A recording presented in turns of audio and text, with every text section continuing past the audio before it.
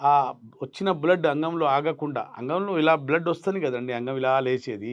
దాంట్లో blood full నిండాక మన సింగారం జరిగే వరకు దీంట్లో అంగంలో నిండి ఉండాలి. అంగంలో ఆగి ఉండాలి బ్లడ్. రిటైన్ అయ్యి ఉండాల. అప్పుడే మన అంగం సస్టైన్ అయ్యి ఉంటుంది. మెయింటైన్ అయ్యి ఉంటుంది. అలా కాకుండా మధ్యలోనే బ్లడ్ అంగంలో వచ్చిన బ్లడ్ మళ్ళీ వెనక్కికెళ్ళిపోతుంటే దీనికి వీనస్ లీకేజ్ అంటారు. ఇది వీనోజెనిక్ ఈడీ గూడా అంటారు. టైప్ 2 ఈడీ గూడా అంటారు. దానికి పొజిషనల్ ఈడీ గూడా అంటారండి. ఏదో ఒక పొజిషన్‌లో అవుతది. దీనికి కారణాలు చెప్పాను గదండీ! వాస్కులర్ డిసీజ్ అయినా గావచ్చు, లేదా వారికోసిల్ అనే సమస్య గావచ్చు, లేదా హైపర్ లిపిడిమియా కావచ్చు. ఫోర్స్‌గా మనం హస్తప్రయోగం చేసినప్పుడు ఇక్కడ లాకింగ్ సిస్టమ్ పాడైపోవటం వల్ల మళ్ళీ అంగంలో వచ్చిన బ్లడ్ అంతా బాడీలో లీకేజ్ అయిపోవటం. దీనికి టైప్ 2 ఈడీ అంటారండి.